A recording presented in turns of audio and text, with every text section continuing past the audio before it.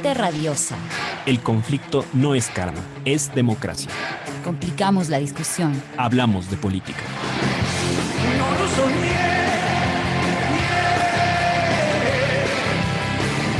Deja que me quede el figurón.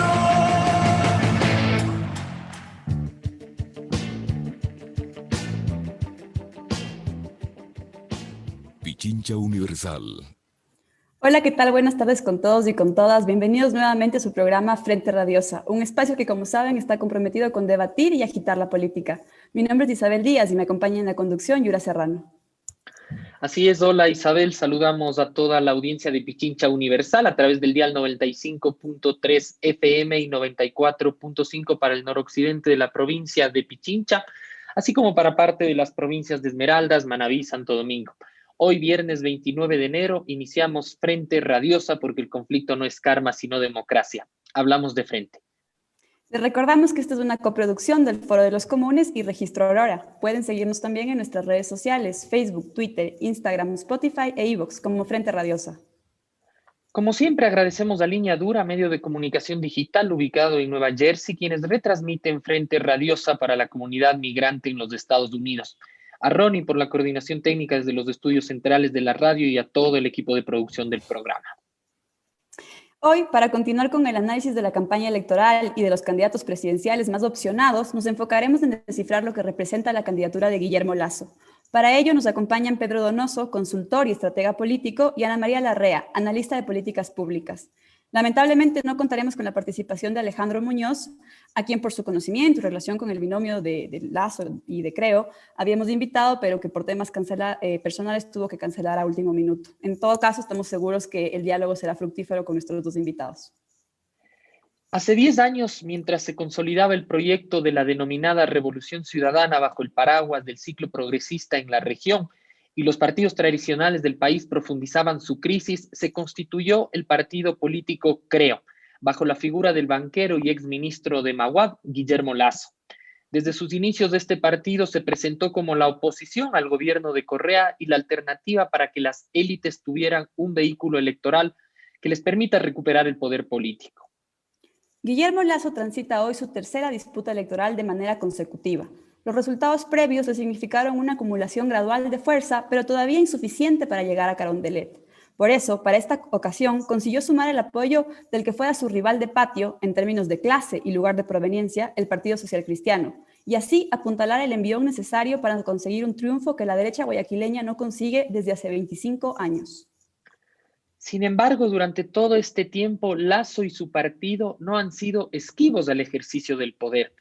Y, tras el quiebre de Moreno con la fuerza que lo llevó al gobierno, han influenciado y condicionado la gestión política y económica de los 3 últimos años en el país. Apoyaron, por ejemplo, el 85% de las propuestas de ley del oficialismo en la Asamblea Nacional, marcaron gran parte de la agenda económica y abrazaron también al gobierno en la revuelta popular de octubre de 2019. A menos de 10 días de la primera vuelta electoral, la campaña de esta candidatura parecería que ha entrado en desesperación y ha optado por ofrecer lo mismo que decía combatir, más Estado para la economía. Tras cuestionar la propuesta de transferencia monetaria y aseguramiento de empleo digno de su principal contendor, hoy ha asumido estas ideas que parecen ser resultado más de la urgencia de las encuestas que de su vocación distributiva. Desde el inicio, Lasso ha tratado de posicionarse como la nueva derecha, tal cual lo harían Macri en Argentina en 2015 o Piñera en Chile por 2 ocasiones, refrescando la imagen y las formas de intervención pública, pero dejando muchas dudas en lo de fondo. En ese contexto, varias son las interrogantes impostergables para analizar su candidatura. ¿Cuál es realmente el proyecto de país de Guillermo Lasso? ¿Representa el proyecto de país de una derecha unificada? Y sobre todo, en el contexto de triple crisis del país, económica, sanitaria e institucional, ¿puede representar las expectativas y necesidades de la población? ¿Qué rol juegan sus socios políticos? De esto y más hablamos hoy en Frente Radiosa. Bienvenidas y bienvenidos. Política de frente, porque la política es cambio y conflicto.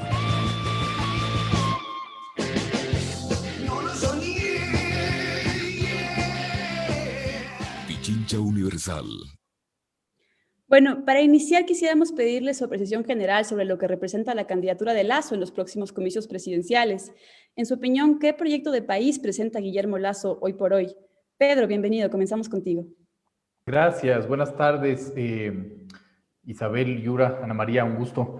Digamos, yo creo que el 2020 se caracterizó por ser el año, y yo ponía este titular, donde nada está en su lugar finalmente, ¿no? Es decir, yo creo que en el Ecuador de los últimos 20 años, de los últimos 15 años, al nada estar en su lugar, a mí me dificulta como analista o como la persona que intenta leer el contexto, poner en un cuadrante, ¿no es cierto?, de la cuadratura a la derecha, a la izquierda, finalmente, ¿no? Es decir, me conflictúa mucho, no sé si puedo calificar con corrección política la candidatura de Lasso como una candidatura de derecha, no lo sé. Finalmente eso también confunde y perjudica muchísimo el trabajo de la gente como yo que intenta leer el contexto, ¿no? Entonces, en sí mismo, digamos, yo no sé si su postura es una postura de derecha, no sé si su postura es una postura conservadora en sí mismo, es decir, al Ecuador le falta mucho eso, ¿no? Le falta la capacidad de autodefinición de las ideologías para que, por último, los ciudadanos tengamos claro por dónde ir, finalmente, ¿no? Entonces, claro, hoy me levanto y me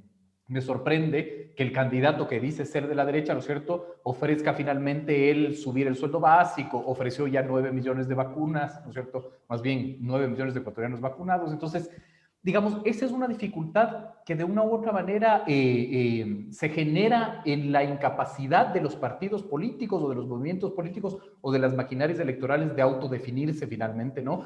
Por esta lógica demagógica de la no política, ¿no es cierto?, el discurso antipolítica, ¿no?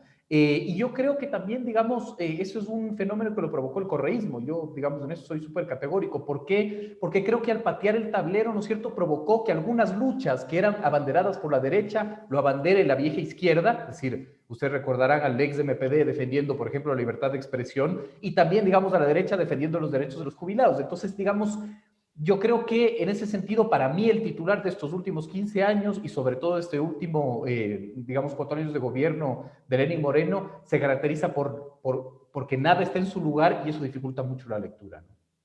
Ok, Pedro, muchas gracias. Ana María, vamos contigo. ¿Estás de acuerdo en que no es del todo factible categorizar a Lasso como una candidatura de derecha? En tu opinión, ¿qué representa su proyecto de país? ¿Qué nos propone? Probablemente, si partimos de un análisis que parte, digamos, de recoger las declaraciones, las últimas declaraciones públicas de Lasso, de ver las últimas ofertas, que yo diría que son ofertas desesperadas en un momento en el que las encuestas no le favorecen, probablemente sí. Pero si tenemos una mirada más de largo plazo, menos coyuntural, menos del aquí y el ahora, sí podemos caracterizar claramente, probablemente no en esta vieja dicotomía izquierda-derecha, como lo subraya Pedro, pero sí cuáles son las apuestas programáticas importantes de un posible gobierno de Lasso. Y yo diría que ahí el marco está clarísimo. La política pública responde a un diagnóstico de un problema. Generalmente, cuando uno hace política pública, dice, este es el problema que quiero enfrentar. Y la solución a este problema es esta. El candidato Lasso tiene un diagnóstico de la problemática del Ecuador, que es un diagnóstico que se enmarca en las políticas neoliberales muy claramente. Y desde esa perspectiva me parece que la propuesta de Lasso es una propuesta de continuidad total con lo que ha sido el gobierno de Moreno, lo que han sido estos 4 años del gobierno de Moreno. No creo que en términos de políticas públicas vaya a haber mayor diferencia. ¿Eso qué significa? Significa, primero, identificar el mayor problema del país como un problema fiscal. O sea, el Estado ha crecido demasiado, el Estado se hizo obeso, y lo que hay que hacer es reducir el Estado para tener una economía limpia, digamos, una economía potente. Sin embargo, ese diagnóstico es un diagnóstico errado desde mi punto de vista, porque la economía tiene, yo diría, tres componentes importantes: la economía pública, la economía privada, y dentro de la economía privada, lo que es la economía empresarial y lo que es la economía popular y solidaria. Y estos tres componentes no van cada uno por su lado. Estos tres componentes se integran. Es como decir en el cuerpo humano, digamos, tenemos nuestro corazón y nuestro corazón late con esas tres cosas a la vez. Si nosotros decimos hay que achicar el Estado, no se debe hacer inversión pública, 35,000 millones de dólares dejan de entrar en la economía. Y eso significa que se afecta la economía privada. ¿Y por qué se afecta la economía privada? Por la compra pública. Y eso significa que se afecta el empleo. Entonces, claro, cuando diagnosticamos este tema de que lo que hay es que reducir, terminamos provocando una crisis económica y terminamos perjudicando justamente a la esfera privada de la economía, donde obviamente la más afectada es la economía popular y solidaria, que es la que menos posibilidades de resiliencia tiene, menos posibilidades de sobrevivir frente a estas arremetidas fuertes. Entonces, para mí, concluyendo, es el programa de Guillermo Lasso, es un programa muy claro que se alinea muy claramente con políticas emanadas del Consenso de Washington, que ya demostró su fracaso en América Latina durante las últimas décadas del siglo pasado. Gracias, Ana María. Me quedo contigo ante esta primera interrogante que hemos planteado respecto a qué idea de país tiene el candidato Lasso. Tú has querido insistir respecto a una idea que concibe en términos generales de la mínima expresión del Estado en la dinamización de la economía y, en teoría, un rol protagónico o mayor peso a las leyes del mercado. Para no irnos completamente, digamos, de esto que, en cambio, Pedro hablaba de que las cosas no están en su lugar, como trataba de caracterizar al 2020, quizá una de las cosas más evidentes respecto a eso fue la alianza interélites que se consiguió respecto al apoyo del Partido Social Cristiano para la candidatura de Lasso, ¿no? Cuando parecía que Jaime Nebot tenía su última gran oportunidad y posibilidad de terciar por la presidencia, depuso este interés y, optó por lo que parecía ser la alianza, como decíamos en la introducción, que le debe finalmente a la presidencia a la derecha después de 25 años. En este marco, Ana María, ¿estamos hablando de un momento de inédita unificación de las derechas o de un intento extremo para hacerle frente a la vigencia de la revolución ciudadana? No creo que haya una unificación de las derechas. Creo que las fisuras entre los grupos económicos de poder siguen vigentes, y son fisuras que vienen justamente por los distintos intereses económicos que están en disputa, pero sí hay una unificación frente a un enemigo común. Y ahí, digamos, este clivaje que lastimosamente se ha ido constituyendo como uno de los clivajes fundamentales en la política ecuatoriana, de correístas y anticorreístas, creo que es un clivaje que hace mucho daño al país, que no permite un debate adecuado de las distintas fuerzas políticas, no permite ese que todo se ponga en su lugar, como lo diría Pedro, y que genera políticas de odio, ¿no? Y eso me parece que es muy complejo en términos de cohesión social, en términos de construir un futuro compartido, en términos de poder soñar un futuro distinto, un futuro donde quepamos todos con todas las contradicciones que tengamos y con todos los debates que debemos dar. creo que es un clivaje que además deslegitima la política como este espacio justamente de disputa, de controversia de ideas y no de membretes, ¿no? O sea, te descalifico a ti porque desde mi perspectiva tú eres correísta, entonces ya no vales nada, entonces no importa lo que digas porque eso me parece que es muy dañino para la política, que es muy dañino para la democracia y que no nos permite construir un futuro deseado.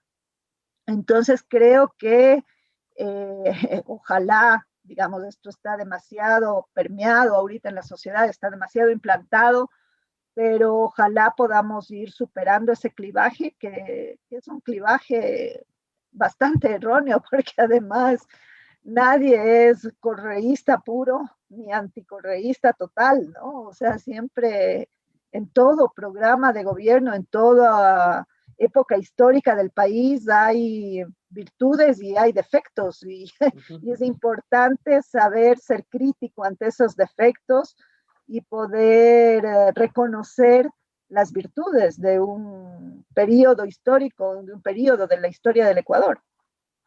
Gracias, Ana María. Pedro, Ana María ha insistido o quizá evidenciado que esta alianza entre el Partido Social Cristiano y Creo no correspondería a una unidad de las derechas en términos programáticos, sino en clave más, de alguna manera, táctica para conseguir el poder inscrito en esta disputa del clivaje correísmo-anticorreísmo. ¿Compartes esta lectura? ¿Crees que la unidad PSC, Creo, responde a un movimiento táctico o hay coincidencias también en clave programática y del proyecto de élites y de derecha finalmente? Yo creo, a ver, yo quiero empezar diciendo, ¿no es cierto?, que las tres candidaturas que más opción tienen de llegar a la segunda vuelta, ¿no es cierto?, son hijos de alianzas. Eso es importante decir, ya les voy a explicar por qué. Es decir, tienes, digamos, a la alianza UNES, ¿no es cierto?, de Centro Democrático más Fuerza Compromiso Social, tienes la alianza Creo Partido Social Cristiano y tienes la alianza Pachacutic Unidad Popular. No nos estamos olvidando siempre en eso. Yo creo que esas tres alianzas representan alianzas de élite. Es decir, yo creo que es un error creer que solo la alianza Partido Social Cristiano, Creo, ha sido una alianza de élites. No comparto yo eso, finalmente, porque creo que el ex MPD, Unidad Popular y Pachacútec representan también las élites del movimiento indígena y, qué sé yo, del movimiento sindicalista en la lógica del sindicato de maestros, etcétera, ¿no? Con esto yo creo que sería muy reduccionista creer que la derecha, ¿no es cierto?, está limitada por esa alianza Partido Social Cristiano y Creo. Creo que eso es un error gigantesco. Yo creo que esa es una alianza, sí, de dos élites políticas, pero marcadas claramente de una región del Ecuador. Es decir, ahí está la alianza quizás de la derecha de la costa. La pregunta es, ¿dónde está la alianza de la derecha de la sierra? ¿No? Es decir, creo que ahí, digamos, falta mucha lectura porque de una u otra manera vemos que hay una ausencia de la presencia de los postulados ideológicos de una posición de derecha, y pongo comillas, ¿no es cierto?, de la sierra, que además históricamente en este país ha sido la disputa. La disputa no solo ha sido izquierda-derecha, la disputa también ha sido derecha-derecha, sierra-costa finalmente, ¿no? Entonces, creo que hay un vacío súper interesante que quizás no se está leyendo en ese sentido. Creo también que finalmente lo sucedido hoy, por ejemplo, con la Corte Constitucional, cuando la Corte Constitucional se pronuncia sobre, por ejemplo, la constitucionalidad de las consultas populares, precisamente y específicamente de la que había planteado Jaime Nebot, digamos, deja a Jaime Nebot y al Partido Social Cristiano sin su hoja de ruta, con la condicionante de la alianza con Creo, si ustedes recuerdan, ¿no? Es decir, llega Lasso a gobernar, pero el Partido Social Cristiano pone la hoja de ruta o por lo menos te pone la agenda, ¿no? Eso era evidente. Con esa caída, finalmente, ¿cómo va a mantenerse la alianza Creo Social Cristiano? No nos olvidemos que en los últimos 2 años el Partido Social Cristiano ha intentado modificar su posición hacia el centro, ¿no? A mí me decían, el centro es una ideología, y yo decía, no tengo idea, o sea, no sé qué característica puede ser la ideología de centro, ¿no? Yo tengo un amigo que de broma dice que César Montúfar, por ejemplo, representa el extremo centro. Entonces, digamos, en ese sentido es como, ¿qué sucede, no? Yo me acuerdo bastante en esta mutación de Jaime Nebot, estableciendo esta postura progresista, ¿no? Pro feminismo, en contra del FMI. Entonces, digamos, por fuera de esta consulta popular, ¿en qué se basa conceptualmente, ideológicamente e incluso pragmáticamente el plan y la alianza Partido Social Cristiano, creo, ¿no? O sea, eso sería muy interesante. Finalmente es una alianza que yo creo que es una alianza coyuntural y habrá que ver cómo, a la luz de cómo se establece la asamblea, ¿no es cierto?, cómo se establecerá esa alianza para la gobernanza. Una cosa es la alianza para llegar y otra cosa es la alianza para mantenerse, ¿no? Gracias, Pedro. Me quedo contigo. Tú mencionabas a las élites serranas, específicamente en cuanto a las élites económicas y políticas serranas que sabemos han sido cercanas al gobierno de Moreno y que también tienen encuentros con la candidatura de Lasso. ¿Qué tanto han sumado o han restado esos otros actores políticos que también figuran cercanos a la candidatura de Lasso? Estoy pensando, por ejemplo, en el último escándalo del ministro de Salud, Ceballos, que de alguna manera tiene conexiones con el vicepresidente de Lasso, pero también en otros actores como medios de comunicación, cámaras de comercio más generales o incluso el rol de determinadas universidades y organizaciones de la sociedad civil. ¿Cómo han sumado o restado estos otros socios políticos a la candidatura de Creo en este caso? Y tal vez también preguntarte si en tu criterio han ido ganando en términos del sentido común. ¿Hay electores para Lasso? A ver, y primero yo pongo una gran interrogante porque no sé si las élites serranas son cercanas a la candidatura de Lasso. Yo pongo una gran interrogante, no lo sé, no tengo la evidencia para sostenerlo. En ese sentido, digamos, yo creo que son los grandes ausentes en lo que va a suceder. Para mí el 2021, yo ponía también el titular de, para mí el 2021 es el año donde todo va a estar en disputa, todo va a estar en disputa. Y yo veo que finalmente la disputa clara va a ser entre el progresismo, quizás con todas las comillas del mundo, versus quizás también el sentido más conservador, más derecha, más promercado, ¿verdad? Pero no le veo a la élite económica política de la región sierra disputando nada. Entonces, para mí es una gran interrogante. No creo que son cercanos finalmente. Creo que las cámaras, de una u otra manera, sobre todo las de la sierra, han planteado finalmente cuestionamientos durísimos al presidente Lenín Moreno. No se olviden que incluso hubo un pedido de investigación a la Fiscalía hacia el presidente de la Cámara de Comercio de Quito de parte del gobierno. Entonces, eso no es menor. Ahora, si hay electorado para Lasso, yo creo que sí, evidentemente hay electorado para Lasso. No se puede, digamos, menospreciar una candidatura, además que yo creo que logra explotar el anticorreísmo, que para mí es un estatus social. Es decir, para mí el anticorreísmo es un estatus social, ¿no? Es decir, está muy de moda el sostener y el autodefinirte como anticorreísmo, que yo creo que también es una ficción, porque o si no, Paola Pavón no estaría en la prefectura, Leonardo Orlando no estaría en la prefectura, Luisa Maldonado no hubiera quedado, ¿no es cierto?, segunda en las elecciones de la alcaldía. Entonces, finalmente, yo creo que sí hay ese electorado que se reconoce finalmente en Lasso, porque hay un electorado también absolutamente, digamos, como decepcionado, ¿no es cierto?, de lo que pudo haber sido los 10 años de correísmo en varios asuntos, finalmente, ¿no? Además de este electorado más aspiracional, siento yo, ¿no? Es decir, yo ya tengo derecho a la salud, ya tengo acceso a la educación, etcétera, pues ahora quiero, ¿no es cierto?, quizás algo más tangible y algo más material, finalmente, ¿no? Entonces, yo creo que en eso tiene un nicho importantísimo Lasso. Es muy interesante el acercamiento que ha hecho con Jorge Yunda. Yo creo que eso no hay que menospreciar. Creo que eso también le da un margen de identificación quizás con sectores más populares en Quito. Creo que también es una apuesta quizás no estratégica, pero finalmente el hecho está. Entonces, claro, no creo que hay que desmerecer que Lasso, yo creo que tiene, digamos, un electorado y un electorado fuerte. De acuerdo, Pedro, muchas gracias. Ana María, ¿cómo lees tú estos otros actores políticos que sean cercanos a la candidatura de Lasso, que podríamos presumir que lo son? Bueno, hemos hablado de las élites serranas, pero también posicionaba yo antes, por ejemplo, el rol de los medios de comunicación, cámaras de comercio, universidades, que creo que también son importantes en términos de la disputa del sentido común. ¿Qué rol han jugado estos actores en sumar o restar a la candidatura de Lasso? Bueno, creo que han jugado un rol bastante importante, muy fuerte, nuevamente en este clivaje correísmo-anticorreísmo, ¿no?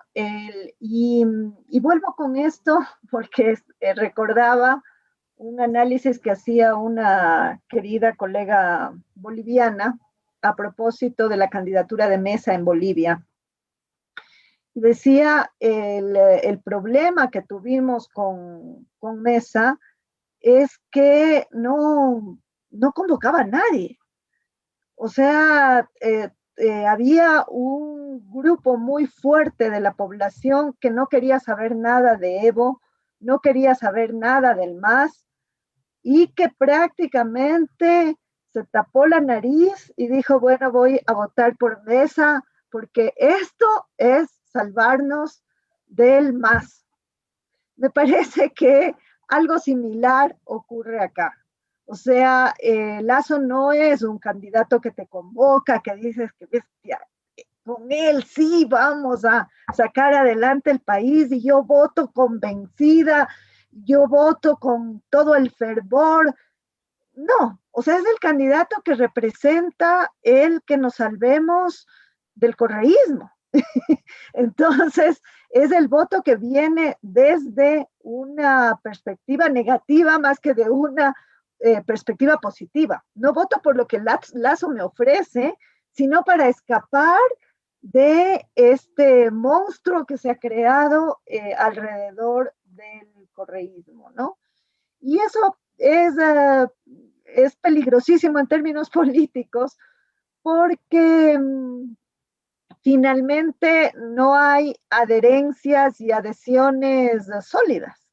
Entonces puede, digamos, en el supuesto caso que Lasso llegara a Carondelet, su base de apoyo probablemente sea una base muy gelatinosa, ¿no? Empezando por el propio Partido Social Cristiano, que no sé hasta qué punto se banque, digamos, 4 años de gobierno o esté más bien en una constante disputa, en una constante presión.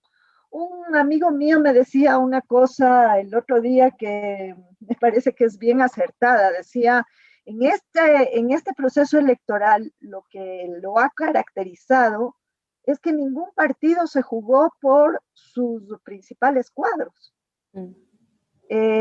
O sea, lo obvio era que, digamos, este grupo más empresarial, que va hacia el programa neoliberal más fuerte, etcétera, salga con Nebot. Nebot era el candidato.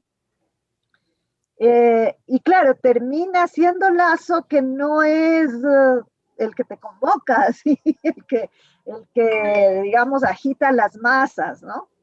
Y creo que eso lo han demostrado los datos de las encuestas, de las que ya no hay cómo hablar, pero que se ve claramente que no, o sea, que es una candidatura que está en declive, ¿no? Que tiene techos. Muchas gracias, Ana María. Con esto vamos a una pausa y en breve volvemos con más de Frente Radiosa. Ecuador, país de 17 millones de ecuatorianos que está en búsqueda de un nuevo líder. Es por eso que llegan 2 emplumados, para que no cometas los mismos errores del pasado. Yo soy Patricio, el Pato Peralta. Y yo, Javier, el Pollo Ojeda. Y juntos somos... Mi pluma lo eligió. Un espacio para conocer más a fondo a los 1000 candidatos a las elecciones del próximo 7 de febrero del 2021. Míranos todos los días en las redes sociales de Pichincha Comunicaciones. Estrenos todos los miércoles y domingo a las 19 horas. Y el reprise de nuestros mejores momentos todos los días a las 20:30. Desplumamos al candidato. En Mi Pluma lo eligió. Cámara. Grabando. Sonido. Grabando. Acción. Llega en su segunda temporada a la cartelera de Radio Pichincha Universal, Entre Telones, un encuentro con los artistas del cine, el teatro y las artes escénicas. El telón se abre todos los viernes a las 7 de la noche. Entre Telones, periodismo cultural desde los escenarios. Corte. Queda. No se olviden, todos los viernes a las 7 de la noche por la Pichincha.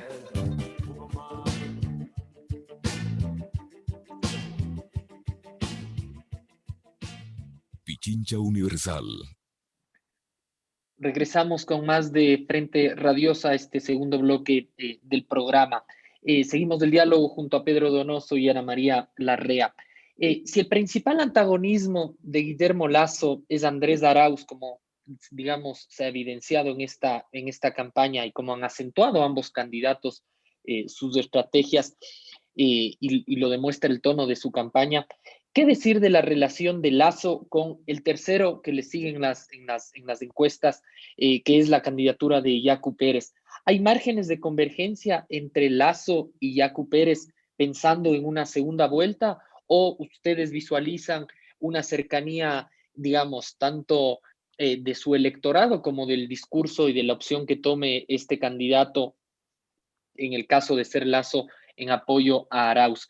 Ana María, ¿cómo ves tú el escenario? A partir de una premisa que ha sido empíricamente validada en todos los procesos electorales, y es que los votos no se endosan, ¿no?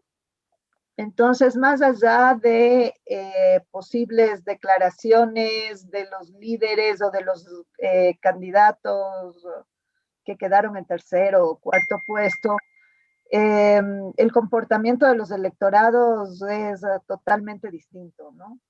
Y yo sí creo ahí que en el caso del candidato Yacu,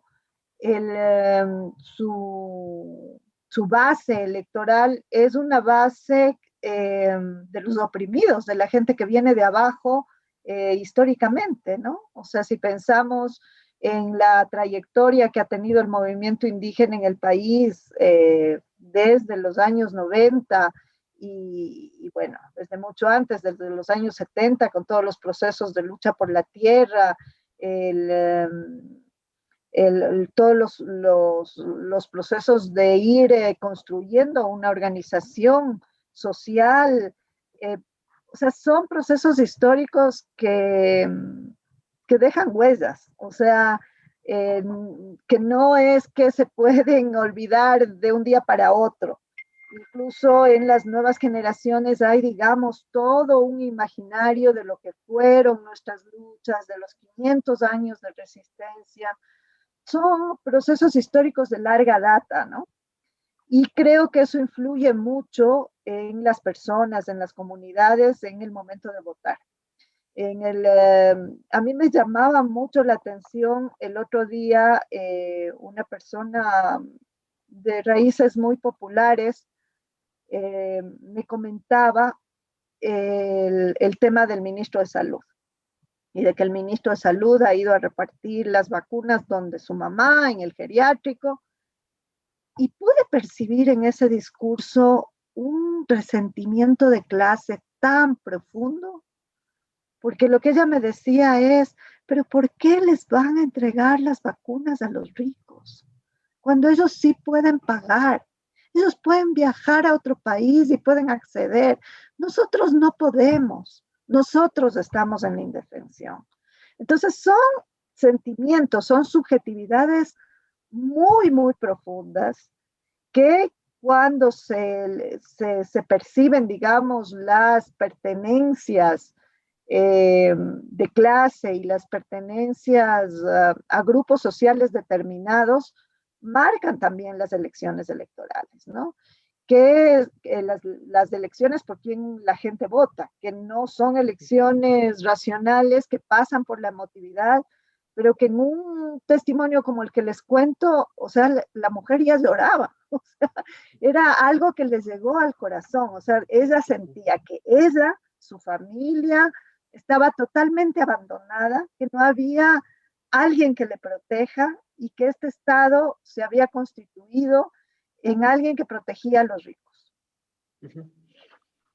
Gracias, Ana María. Importante esto que colocas sobre la mesa, digamos, ante la incertidumbre, uno, de que haya segunda vuelta, y dos, de quiénes serían esos candidatos en segunda vuelta, digamos, el elemento que evidencia respecto a la clase, a la estratificación social y cómo podrían orientar su voto, resulta importante. Pedro, a la pregunta que nos hacíamos al retomar este bloque de pensando siempre en el escenario de una segunda vuelta, cómo ver, cómo visualizar en el caso de que sea Lasso, Arauz, cómo ver a quién conduciría su voto Yacu, uno, en términos personales, y dos, esta composición de su electorado. Recordar además que en días anteriores, con el cuidado que merece, circulaba en redes sociales este análisis de composición del voto de los distintos candidatos, ¿no? Siempre con el cuidado que merecen las encuestas y los estudios demoscópicos, se decía que la gran composición del voto, tanto de Arauz como de Yacu, venía de los estratos sociales, digamos, más populares, mientras que era evidente que en la candidatura de Lasso eran los más ricos. ¿Cómo visualizas tú esto? A ver, varias cosas. Primero, creo que estoy teniendo problemas con internet, así que ojalá no se corte. A ver, lo primero que yo quiero decir...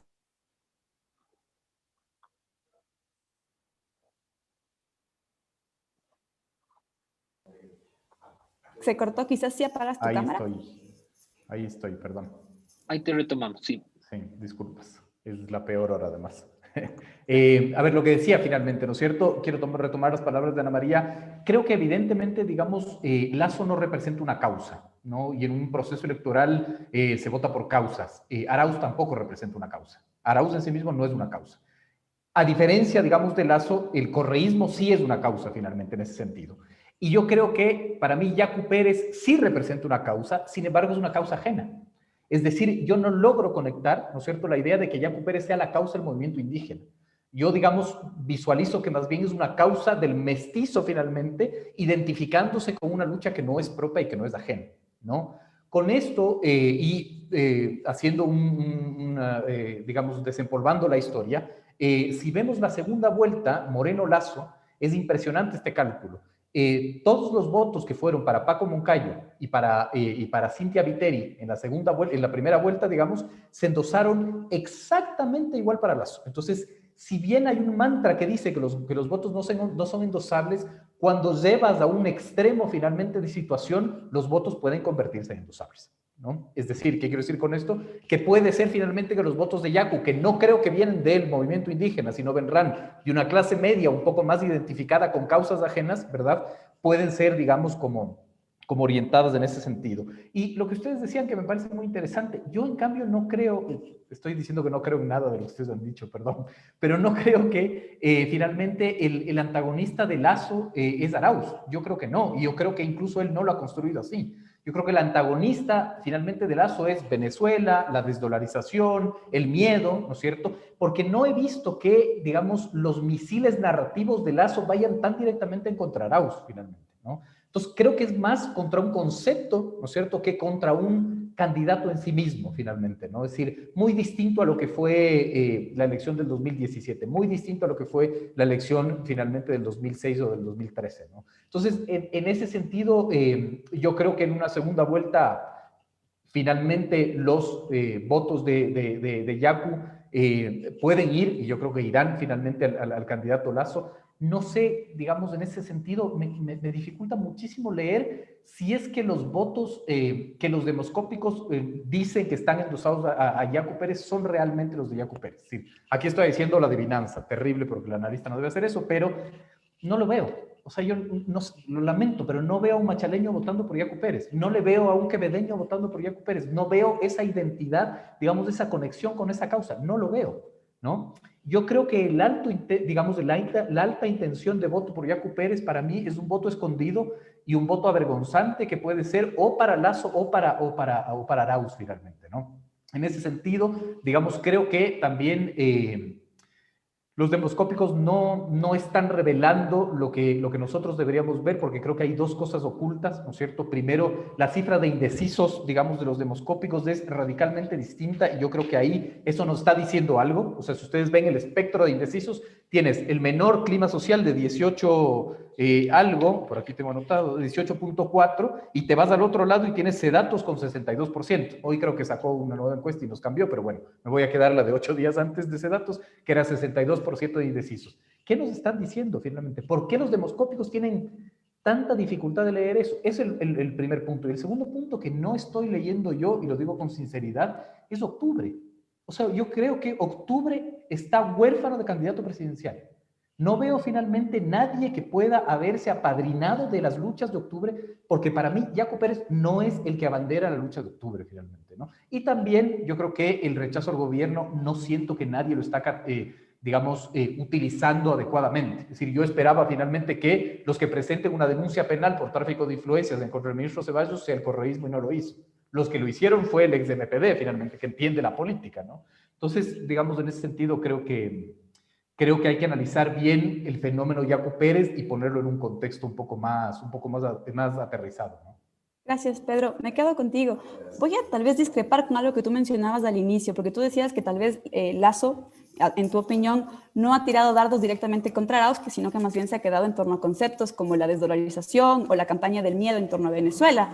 Y finalmente ahí consultado, sí, o situar al menos que, aunque no está directamente ligado, ese tipo de campaña normalmente suele ser la que se lanza contra los gobiernos progresistas de la última década, que evidentemente es de donde proviene Arauz.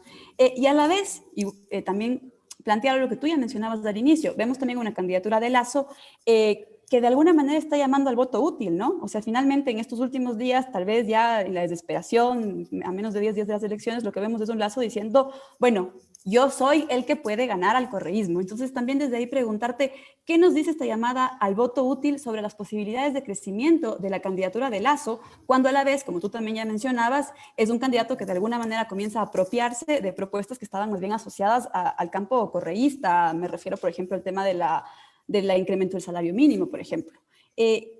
¿Cómo entender esto? Por un lado llamas al voto útil, pero después también te apropias de ciertas propuestas que venían de ese campo. ¿Qué nos dice eso de las posibilidades y también de los techos de la candidatura de Lazo?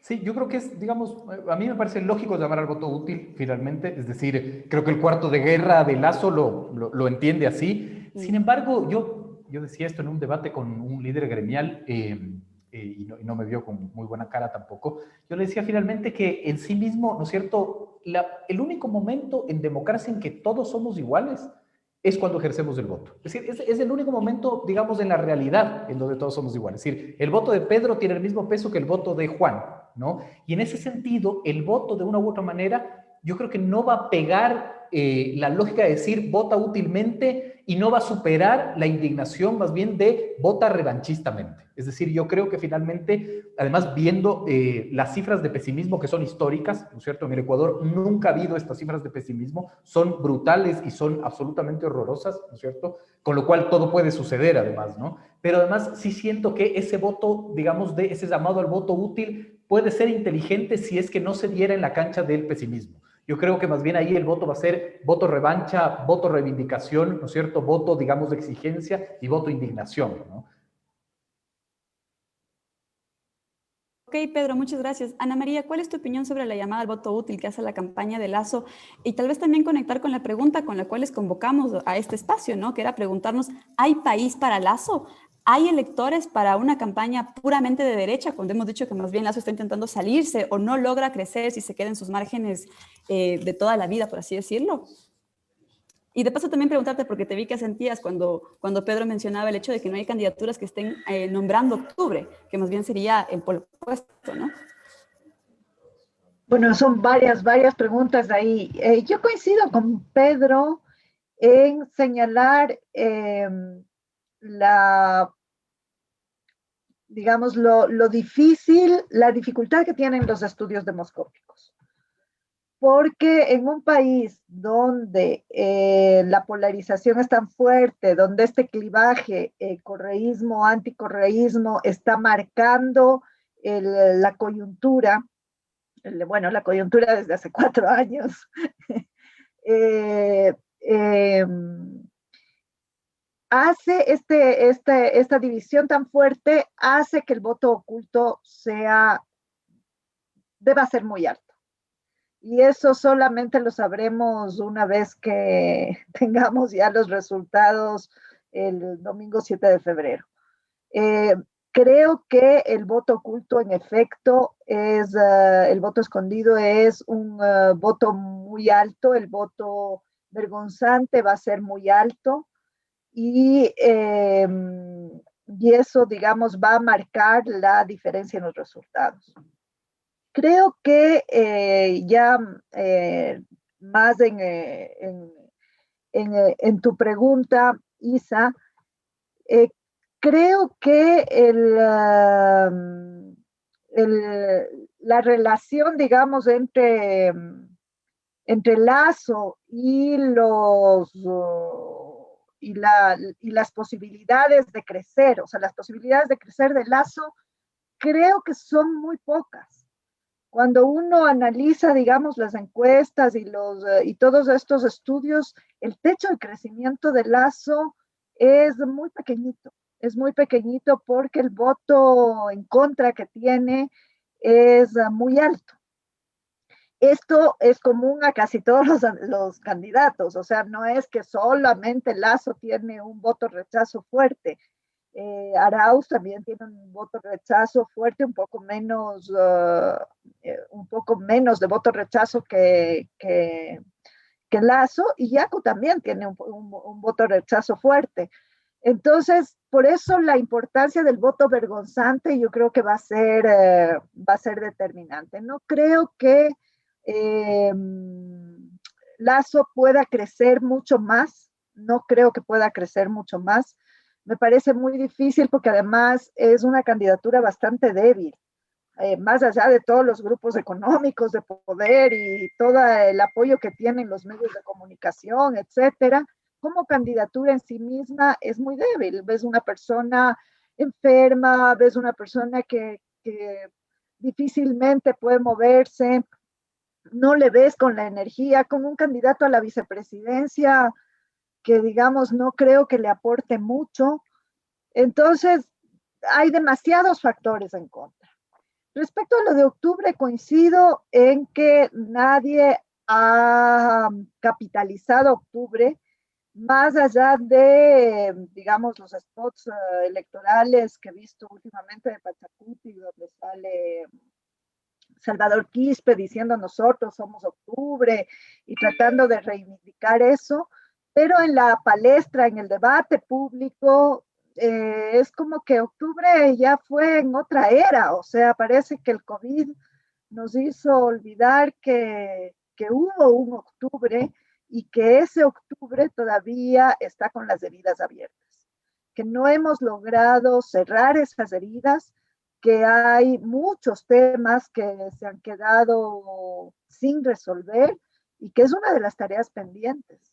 Es una de las tareas pendientes recoger qué nos dejó octubre y cuáles fueron las consecuencias también de eso para el campo popular.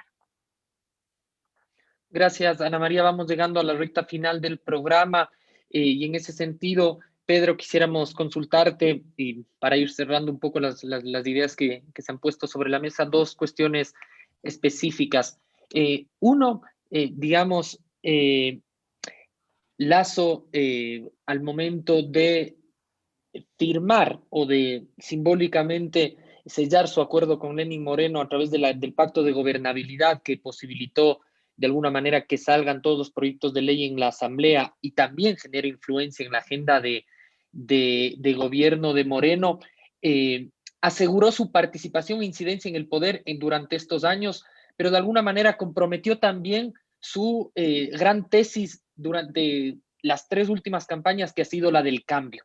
Quizá hoy día es menos vigente la idea de cambio que propone Guillermo Lasso en términos de que si algo ha calado en parte de la ciudadanía es que él no es del cambio, sino más bien la continuidad un poco de los efectos de la gestión de este gobierno. ¿Crees que ha sido así? Y finalmente, para insistir en nuestra pregunta inicial, ¿hay país para Guillermo Lasso en estas elecciones? Terminamos contigo. Sí, rapidísimo, digamos, lo primero es que yo creo que yo soy hijo de lo cualitativo, nunca de lo cuantitativo. Creo que finalmente los cuantitativos tienen unas limitaciones bárbaras por la dinámica social, por la sociedad polarizada, etcétera. Es decir, yo no sé si la gente se siente muy confiada y con la libertad de responder a preguntas de encuestadores. Entonces, yo siempre pongo en duda de eso. Nunca la calidad de las empresas encuestadoras, de ninguna, creo que son muy serias todas, pero la dinámica social te arroja a otra cosa. Por eso yo siempre soy el peleón cuando me hablan de cuantitativos. Sin embargo, voy a citar un cuantitativo. Sin embargo, finalmente lo que creo es que esta es una elección de lo intangible y eso es lo que nadie se ha dado cuenta. No solo de lo tangible. Todo el mundo te dice, di que vas a dar empleo, di que vas a vacunar, etcétera, pero creo que hay otra lógica y la encuesta de clima social nos demuestra muy interesante ese sentido, porque cuando, digamos, hace la consulta de por qué usted va a votar por el candidato Arauz o por el candidato Lasso, las dos razones que puntean finalmente son intangibles, porque quiero volver al bienestar del pasado y porque el uno representa el cambio, ¿no? Yo creo que la palabra cambio es bastante fácil de manejar en la construcción narrativa, entonces no creo yo, y eso es lo que decía, no creo que ningún actor político ha logrado construir el silogismo de Lasso es Moreno con profundidad. Yo no lo he visto finalmente tan claro en ese sentido. Entonces creo que será bastante difícil. Y sí me ha llamado la atención que Lasso no tenga, digamos, una acción mucho más explícita en desmarcarse, ¿no? Como les decía, nosotros en la metodología que nosotros construimos en el gabinete estratégico que yo dirijo, hablamos de los aforismos. Los aforismos son verdades absolutas, impregnadas, y una verdad absoluta no puede ser desmitificada con discurso, tiene que ser desmitificada con acciones, ¿no? Entonces a mí sí me sorprendió que no sea Lasso el que llegue a la fiscalía a presentar una denuncia contra el ministro de Salud, ¿no? Me sorprendió bárbaramente, más que no lo haga el correísmo. Con ese sentido, y para responder a la pregunta del programa, si hay país para Lasso, mi gran preocupación es que no hay país para nadie. Es decir, yo creo que el 2021 no estamos entendiendo el año que se nos viene, ¿no? Y yo lo caracterizo finalmente con, digamos, quizás cuatro ideas generales, ¿no es cierto? Primero vamos a tener un año partido por la mitad con dos gobiernos, ¿no es cierto? El que sale y el que entra. Segundo, con el tema de las vacunas, que es un problema para el político porque representa alta expectativa. Y el problema de la alta expectativa, ¿no es cierto?, es que tienes que manejar algo que tú no tienes control. Entonces, claro, a mí me sorprendió que Lasso lance esto de en 100 días nosotros vamos a, digamos, vacunar a 9 millones de ecuatorianos. Eso es gravísimo. Yo no voy a entrar en la lógica moral de demagogia, no sé qué, sino porque si gana Lasso, ¿no es cierto?, esa va a ser la exigencia. Con el alto nivel de pesimismo, el alto nivel, digamos, de rompimiento del tejido social. 100.000 niños fuera del sistema educativo, 100.000 niños. Grupo Faro hizo un análisis de las propuestas de campaña y solo el 2% de los contenidos de los 16 propuestas de campaña hablaban de la inclusión escolar. Imagínense lo que es. En un país de 100.000 niños fuera del sistema escolar, 33.000 niños de la mendicidad, ¿no? Las tasas de suicidios son una locura. Entonces, no hay país para nadie, decía yo, ¿no? Es decir, estas dos características me parece que es brutal, pero sobre todo yo creo porque el gobierno de Moreno se dio el rol de un gobierno y de la política que es administrar las tensiones sociales. Y cuando el Estado no administra las tensiones sociales, ¿verdad?, todo puede suceder. Y cuando digo todo puede suceder, desde que llegue una propuesta demagógica a Carondelet hasta que de una u otra manera se intente gobernar desde las periferias, ¿no es cierto? Explosión social, inestabilidad política, ¿no? Entonces, viendo el futuro del 2021, yo no dudaría que quizás estemos eligiendo al presidente que votaremos en el 2022. Es decir, para mí el tejido social está tan brutalmente roto que el que llegue va a tener problemas, ¿no? Entonces yo no sé cómo además quieren llegar, porque me parece que ese es uno de los peores escenarios, ¿no? Entonces creo que esas son para mí las reflexiones. Gracias, Pedro. Ana María, vamos con tu última intervención. Pedro ha posicionado esto de que no solo no habría de país para Lasso, sino profundamente comprometidos para cualquier político, cualquier candidato de los que se han presentado al día de hoy. Pero quizá la política es la herramienta más certera para provocar y generar expectativa, ilusión y cambios en la ciudadanía. Tú fuiste partícipe del proceso de construcción institucional también del Estado. Hoy es un momento radicalmente distinto. ¿Crees que hay posibilidad al día de hoy de recuperar ilusión o compartes esta visión de que está tan comprometida la política en el país que se avisora una crisis profunda y sostenida que no será resuelta este 7 de febrero? O sea, yo creo que la crisis realmente es una crisis tremendamente profunda, es una crisis muy, muy fuerte.